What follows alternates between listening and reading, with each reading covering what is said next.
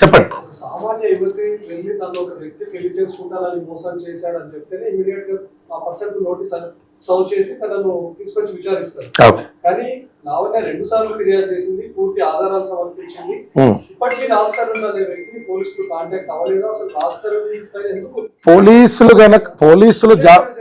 అదే అండి, ఇప్పుడు పోలీసులు జాప్యం అనేటువంటి దాని మీద పోలీసులతో బాహాబాహి దిగాల్సిన అవసరం న్యాయవాది వృత్తిలో ప్రతిరోజు కోర్టుకెళ్ళి ప్రాక్టీస్లో ఉన్న మాకైతే అవసరం ఉండదు.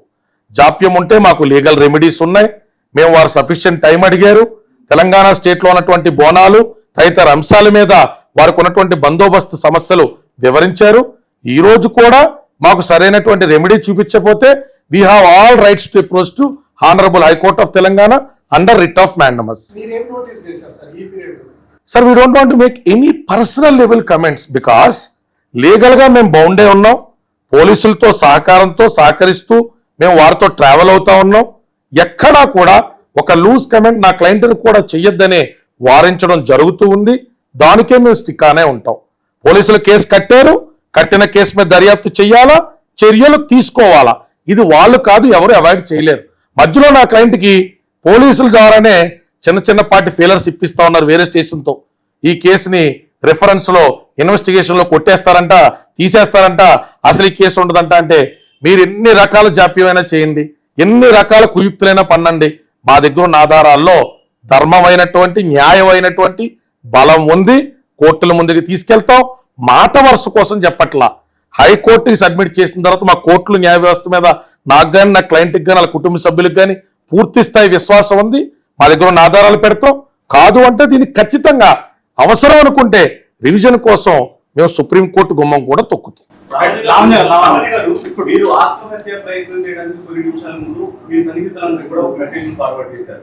వితిన్ సెకండ్స్ లోనే ఆ మెసేజ్ డిలీట్ చేశారు. అసలు ఆ మెసేజ్ ఫార్వర్డ్ చేయడానికి ఉద్దేశం ఏంటి, మళ్ళీ వెంటనే డిలీట్ చేయడానికి ఉద్దేశం ఏంటి? నేను చనిపోదాం అనుకున్న మాట నిజమే. ఎందుకంటే ఇప్పుడు అదే రాస్తారు. ఇప్పటికైనా మీ అందరికి ఒకటే చెప్తాను, అతను నాకు డైరెక్ట్ గా ఏదైనా వద్దు అని చెప్పున్నా నేను అతని మీద ఉన్న ఇష్టంతో అతన్ని వదిలేయడం అనే జరిగేది. కానీ అతను నన్ను చెడు చేయాలి అని చేసి తప్పుడు దాన్ని చూపించి వదిలేయాలంటే మాత్రం నేను ఎప్పటికీ ఆపను. ఆ పోరాటంలో జరుగుతున్న నాకు ఇవన్నీ దెబ్బలు, ఈ మాటలు చాలా వేదనకు గురి చేశాయి. ఇంకా బతకొద్దు అన్న దాంట్లోనే చచ్చిపోదాం అనుకున్నాను. ఆయన చావు కారణం ఇప్పటికి పోయినా ఎప్పటికి పోయినా ఒకవేళ ఎవరైనా చంపినా కూడా అది మాల్వి మల్హోత్రానే అంటాను. ఒకవేళ వాళ్ళిద్దరు విడిపోయి అక్కడి నుంచి అతను వచ్చేస్తే ఆమె కాకపోవచ్చు, కానీ ఇప్పుడు పరంగా అయితే ఆమె.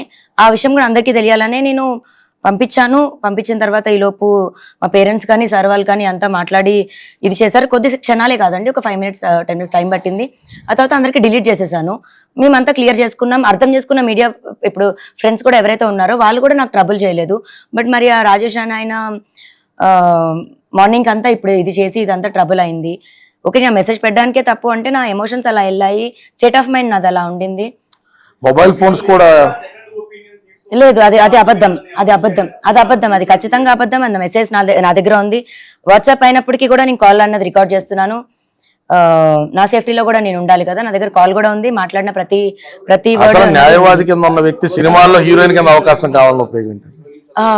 సో అతను నాకు మెసేజ్ ఎందుకు చేయడం జరిగింది, ఆ కాంటాక్ట్ ఎవరు చేయడం జరిగింది, అతను మూవీస్ ఎందుకు చేస్తున్న మూవీ ఏంటి, ఓకే లావణ్య గారు అంటే మీరేనా అని మాట్లాడుతూ నేను ఇవాళ ఆల్రెడీ మీ గురించే ప్రెస్ మీట్ ఒకటి మాట్లాడాను. బట్ నా ఉద్దేశం అది మాట్లాడడం అని కాదు, మీరని తెలియదు కదా నాకు కూడా అని అలా మాట్లాడుతూ వాళ్ళ పేరెంట్స్ కూడా నాకు అప్రోచ్ అవుతున్నారు. ఇవాళ నైట్ మాట్లాడుతున్నాను అని మాట్లాడారు. అంతే తప్ప లీగల్ అప్రోచ్ అన్నామో సెకండ్ ఒపీనియన్ అని అయితే. షణ్ముఖ్ జస్వంత్ కేసు విషయంలో కళ్యాణ్ దిలీప్ ఏమో వాళ్ళ తరపున చేశాడు, వాళ్ళ అన్నయ్య అబ్బాయి తరపున ఏమని చెప్పాడు మనకి? అబ్బాయి తరపున సార్ వాదిస్తే అమ్మాయి తరపున ప్రియా సంథింగ్ ఏదో నేను చెప్పారు.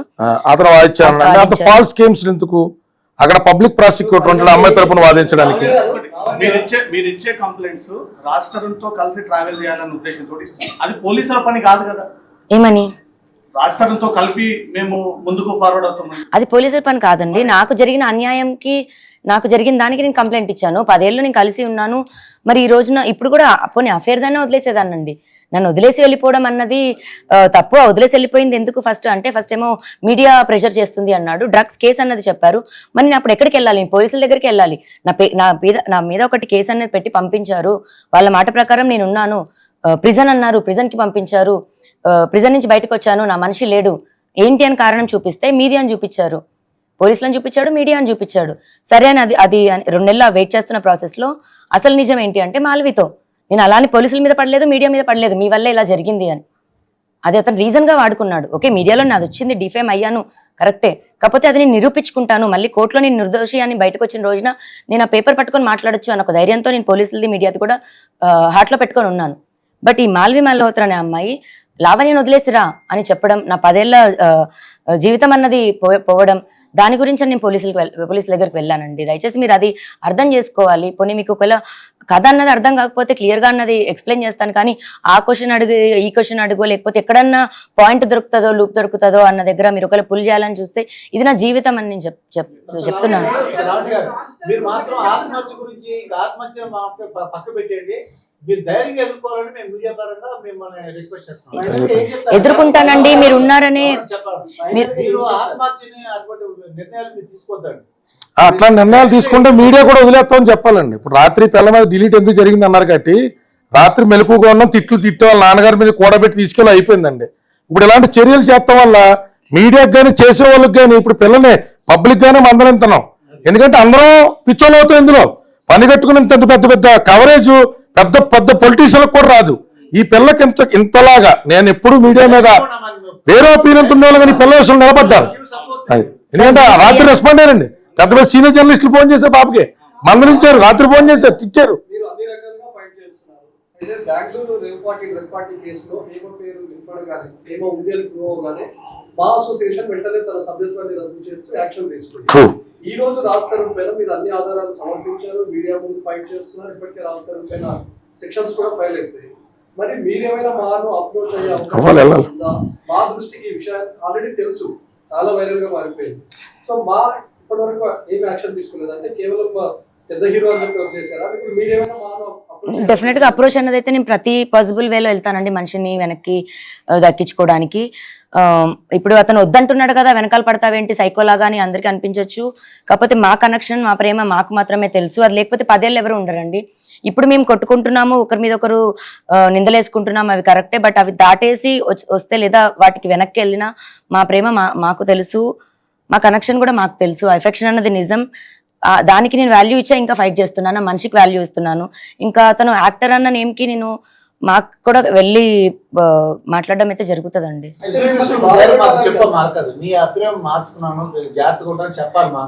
జాగ్రత్తగా ఉంటాను సార్. నిన్న నా స్టేట్ ఆఫ్ మైండ్ చాలా వీక్ గా ఉన్నాను, ఫిజికల్ గా నాకు తెలీదు, బ్యాక్ పెయిన్ నాకు లేదు సార్. అది అందరికి జరిగే ఒక ప్రాసెస్ లోనే ఈ దాడికి నేను వీక్ అవ్వడం తప్ప నా మెంటల్ స్టెబిలిటీ లేక అయితే కాదు. అది మళ్ళీ మీ అందరికీ చెప్తున్నాను. లావణ్య మిమ్మల్ని బాధ పెట్టాలని కాదు, మీరేమో ఇంత జరిగినా సరే మా ప్రేమ తెలుసు, నాకు రాజు కావాలి అంటున్నారు. కానీ మీరు కేసు పెట్టిన తర్వాత రాజస్థాన్ స్పందిస్తూ ఆమె నా రూమ్ లోనే డ్రగ్స్ తీసుకుంది, నా ఫ్లాట్ లోనే ఇంకొక వ్యక్తితో ఉంది, మస్తాన్ సాయి ఒక కొత్త పేరు తను తీసుకొచ్చారు, తను ఒక డ్రగ్ అడిక్ట్, తను ఒక డ్రగ్ పెడ్లర్, డ్రగ్ కేసులో అరెస్ట్ అయ్యి వచ్చిందని మీ పైన చాలా అనుచిత వ్యాఖ్యలు చేశారు. సో దీనికి ఏమంటారు? నేను ఒకవేళ డ్రగ్స్ అదే ఇంట్లో రాస్తారు అలా ఉండగా ఎదురుగా మీ క్యారెక్టర్ అంతా కూడా చాలా బ్యాడ్ చేస్తూ మీడియా ముందు చెప్పాడు రాస్తారు. మాట్లాడినటువంటి ఆడియోలో కూడా సేమ్ ఆ మస్తాన్ సాయి వచ్చి పొమ్మని చెప్పని రామని రమ్మని మీరు వేడుకున్న విధానం కూడా అలాగే ఉంది. ఏం చెప్తారు? నువ్వు రా, నేను నీతో ఉండాలనుకుంటున్నాను, నువ్వు రా, నీతో స్పెషల్ గా టైం స్పెండ్ చేస్తాను అన్నది ఉండదండి. ఆ రికార్డింగ్ మీరు కరెక్ట్ గా విన్నట్టయితే. ఒకవేళ అలా మాట్లాడేదైతే రాజ్ని పక్కన కూర్చొని ఎందుకు మాట్లాడతాను? 3 days నుంచి మాకు గొడవ జరుగుతుంది. ఇప్పుడు కథ మొత్తం ఒక 3 రోజుల కథ చెప్తున్నప్పుడు 3 రోజులది చెప్తే బాగుంటది కదా. ఎండింగ్ ఒక 5 minutes మాట్లాడిన కాల్ ఒకటే వినిపిస్తే మీకు అర్థం కాకపోవచ్చు. ఆ 3 రోజులు నన్ను అదే సైకోగా నేను పిచ్చిదానిలాగా నన్ను పోర్ట్రే చేశాడు. ఆ కాల్ కి 1 month ముందు రాజ్ హిమాచల్ ప్రదేశ్ మండి వెళ్ళి ఆ అమ్మాయి వాళ్ళ ఫాదర్ ని కలిసి మాట్లాడడం జరిగింది. ఆ అమ్మాయి వాళ్ళ ఫాదర్తో ఈ అమ్మాయికి మెంటల్ స్టెబిలిటీ సరిగ్గా లేదు, మేము అమ్మాయికి ట్రీట్మెంట్ ఇప్పిస్తున్నాము, సో అమ్మాయితో నేను సంసారం చేయలేను, అమ్మాయితో నేను ఉండలేను, ఇంకో పెళ్లి చేసుకుందామని డిసైడ్ అవుతున్న టైంలో నాకు మాల్వీతో పరిచయం ఏర్పడింది, నేను మాల్వీని పెళ్లి చేసుకుందాం అనుకుంటున్నానని అమ్మాయి ఫాదర్కి చెప్పడంతో అమ్మాయి వాళ్ళ ఫాదర్ సరే నువ్వు లావణ్యని వదిలేస్తే మేము పెళ్లి చేస్తాము అని చెప్పడంతో ఈ అబ్బాయి అది నాకు తీసుకొచ్చి నేను పిచ్చి అన్నది పోర్ట్రే చేయాలి, ప్రూవ్ చేయాలన్న దాంట్లోని ఇచ్చిన రిజల్ట్ అండి. నేను అది కౌంటర్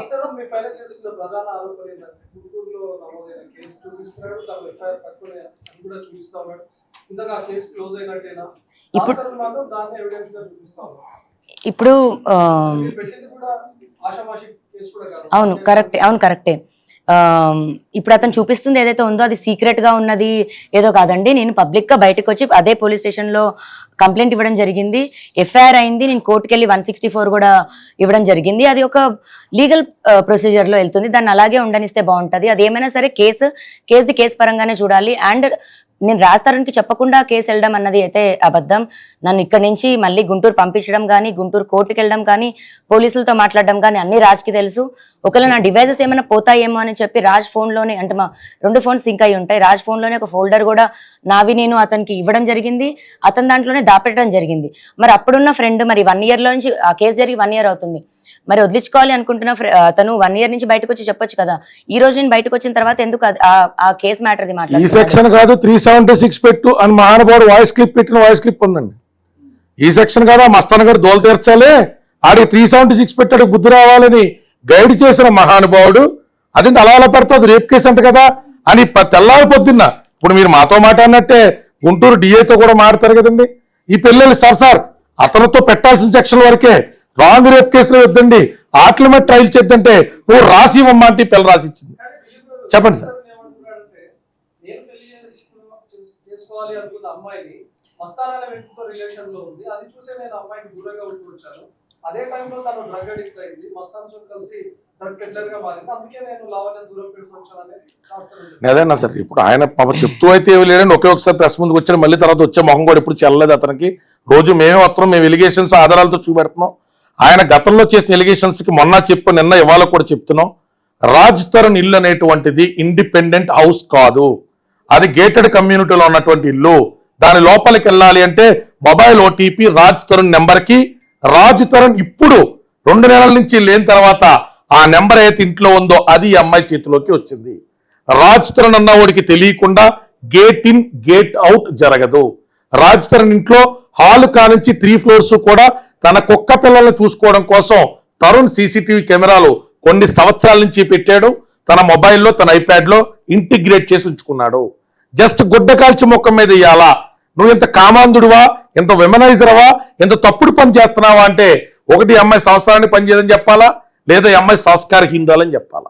వయసులో 30 సంవత్సరాలు ఉన్నటువంటి అమ్మాయిని లేని జబ్బులు అంటగట్టి చెప్పలేడు. కాబట్టి తనకి తెలిసి తన కామన్ ఫ్రెండ్స్ ద్వారా కనెక్ట్ అయిన ఒక క్యారెక్టర్ మీద నిరాధారమైనటువంటి నింద వేసి ఎక్కడ ఒక్క మెసేజ్ తినకి మస్తానికి మధ్య అక్రమంగా సాగినట్టు చూపించలేక కేవలం ఈ అమ్మాయిని ఈ రకంగా క్యారెక్టర్ అసాసినేట్ చేయడం కోసం యూట్యూబ్లకి బిట్లు కట్ చేసినటువంటివి ఈ అమ్మాయి ఆవేశంలో కోపోద్రిక్తుల్లో తెట్టిన బూటులు మాత్రమే చూపెడుతున్నాడు. మరి తల్ల పగలగొట్టినటువంటివి, మరి రక్తసిక్తమైనటువంటివి, మన అమ్మాయికి సంబంధించి హాస్పిటల్ చుట్టూ నోరు ముక్కు పగిలిపోయి తిరిగినటువంటివి, మరి వీటి గురించి రాష్ట్రం బయటకు వచ్చి మాట్లాడట్లేదే, మరి వీటి గురించి చెప్పట్లేదే. అంటే ఈ అమ్మాయి కొట్టుకుందని పోనీ అతనే చెప్పేమన్నాను మేడం. మొన్న ఒకటే మాట చెప్తాను. ప్రతి విషయం కూడా అంటే నేను కూలంకషంగా చెప్పాలి మీడియా మిత్రులకి, ప్రతి విషయం కూడా నిన్నటి నుంచి అడుగుతా ఉన్నారు. ప్రెగ్నెన్సీ కానించి ఏ విషయం అయినా రాష్ట్రం వచ్చి డబ్బులు కట్టలేదా, రాష్ట్రం వచ్చి డబ్బులు ఇవ్వలేదా, ఈ 2 సార్లు హాస్పిటల్కి తీసుకెళ్లి ఓసారి మిస్క్యారేజ్ ఒకసారి జరిగినటువంటి ఉదంతాల్లో CD ఫైల్తో సహా ఉన్నటువంటివి రాజ్ తరుణ్ కాదా డబ్బులు కట్టింది. ఫోన్ వచ్చి ఇప్పుడు మేము ఎలిగేషన్ కంటిన్యూ చేస్తున్నాం. వై ఈజ్ ఈ నాట్ కమింగ్ అవుట్? ఇవి తప్పనో, ఇవి నిరాధారమనో, అసలు 11 ఏళ్లలో ఈ అమ్మాయి గర్భమే దాల్చలేదనో, ఆ బీరుతో కొట్టుకున్నటువంటి ఉదంతంలో తనకు సంబంధం లేదనో, హిమాచల్ ప్రదేశ్ మండీలో కొత్త మాంగారుతో జరిపిన సంప్రదింపులు బయటపడ్డాక ఈ సంప్రదింపులు ఏంటి, నన్ను వదిలించుకునే అమ్మాయిని పెళ్లి చేసుకుంటా అని చెప్పడం ఏంటని